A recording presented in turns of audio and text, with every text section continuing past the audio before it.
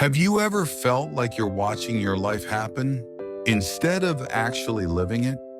Like you're stuck in your head, narrating every moment, judging every action, constantly measuring yourself against some imaginary standard? The 13th century Zen master Dogen had something radical to say about this. He wrote, "To study the self is to forget the self. To forget the self is to be actualized by the myriad things." Wait, forget the self in a world obsessed with personal branding and self-optimization? Let me explain what Dogen actually means. Because it's not about losing your identity. It's about losing your grip on the story you tell about yourself. Think about the last time you were completely absorbed in something. Maybe you were cooking and suddenly an hour passed. You weren't thinking, "I am a person who is cooking." You were just chopping, stirring, tasting, or you were deep in conversation with a friend and you forgot to monitor how you sounded. The words just flowed. In those moments, Dogen would say you were actualized by the myriad things. The vegetables, the heat, the flavors were teaching you how to cook. The conversation itself was shaping what you said. You stepped out of the way and reality stepped in. Now contrast that with most of your day. You're in a meeting, but half your attention is on how you're being perceived. You're texting, but you're also crafting the image you want to project. You're exercising, but you're thinking about the before and after photos. The self-image, the narrative, the constant internal commentary.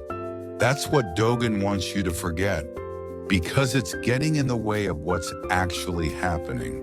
He has another concept that's even more mind-bending, Uji, which translates as time being. Dogen says time is existence and existence is time. This isn't just poetic language. It's a precise observation about reality. You in this moment are not two separate things. You are not in time. You are time. Right now, as you listen to this, you are becoming whatever you're doing. If you're scrolling while half listening, you are becoming scattered attention. If you're genuinely engaged, you are becoming presence. Your actions don't just fill time, they create who you are. This has massive implications for how we think about productivity and purpose. We're taught to optimize time, to squeeze more into every hour. But Dogen would ask, what are you becoming in that squeeze? Are you becoming the person you want to be, or just someone who's busy? Think about your typical work routine.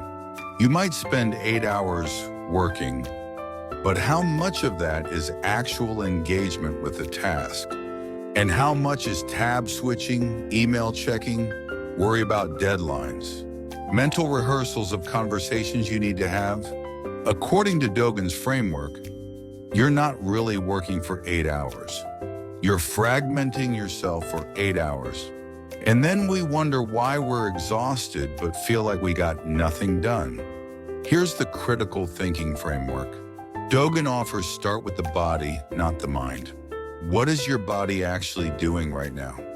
Not what you think about it. What is it? Are your shoulders tense?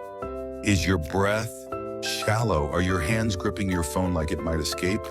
These are facts, not interpretations. Start there. Then ask, what is this moment asking of me? Not what your anxiety says it needs. Not what your 5-year plan demands. What does this situation right now require? Dogen uses a beautiful metaphor. When a fish swims in the ocean, there is no end to the water. When a bird flies in the sky, there is no end to the sky. Each creature occupies its place fully. The fish doesn't compare its ocean to the bird's sky. It doesn't swim while wishing it could fly. It's completely fish, completely ocean, completely now. But we've lost this. We're fish comparing ourselves to other fish on Instagram, wondering if their ocean is better. We're birds reading articles about which sky is optimal for career growth. We're never fully in our own place. So how do we practice what Dogen teaches in a modern context? First, pick one activity today where you'll practice self-forgetting. Just one. Maybe it's washing dishes. Maybe it's writing an email. Maybe it's a 5-minute walk. Do it without the commentary track, without checking how you're doing. Just let the activity absorb you. Notice what happens.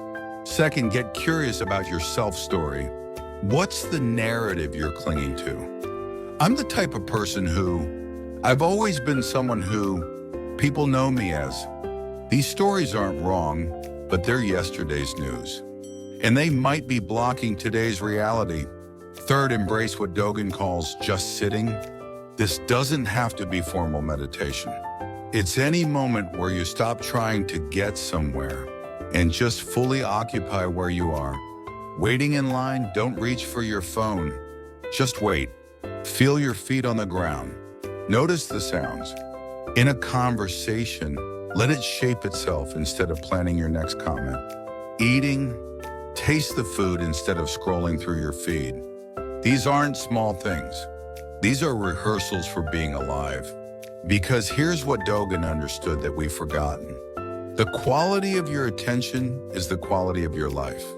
If your attention is always split, always elsewhere, always judging, you're not fully alive even though your heart is beating. You're a ghost in your own existence. But when you forget yourself, when you let the myriad things actualize, something extraordinary happens. You don't disappear. You become more real. The chef who forgets themselves becomes a better chef. The listener who forgets themselves becomes a better friend. The writer who stops monitoring their image writes something true. Let me bring this back to something concrete, because philosophy without application is just mental furniture. Think about social media for a moment. Every post is an exercise in self-construction. You're not just sharing a moment. You're curating an identity, anticipating reactions, managing an image. According to Dogen, this is the opposite of being alive. You're replacing experience with representation. What would it mean to post something, anything, without that layer of self-consciousness? Or better yet, to have an experience and not feel the need to post it at all. To let the experience be enough without converting it into content for your personal brand. I'm not saying delete your accounts. I'm saying notice the difference between sharing and performing, between expressing and constructing. One connects you to reality. The other separates you from it. Here's the paradox Dogen reveals. The more you try to be yourself, the more you lose yourself. The more you forget yourself, the more yourself you become. Because your true self isn't a fixed thing you need to protect and project. It's a verb, not a noun. It's what emerges when you engage fully with what's in front of you. So here's my challenge for you this week.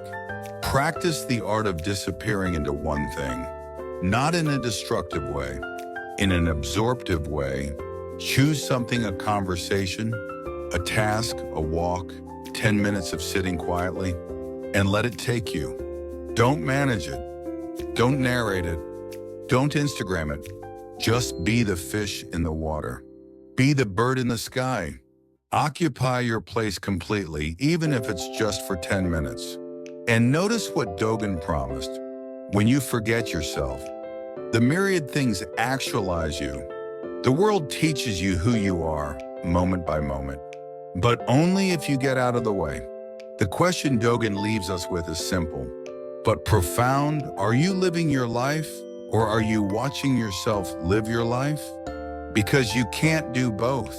Time is existence. Existence is time. What are you becoming right now in this moment? That's not a philosophical question. That's the only question that matters.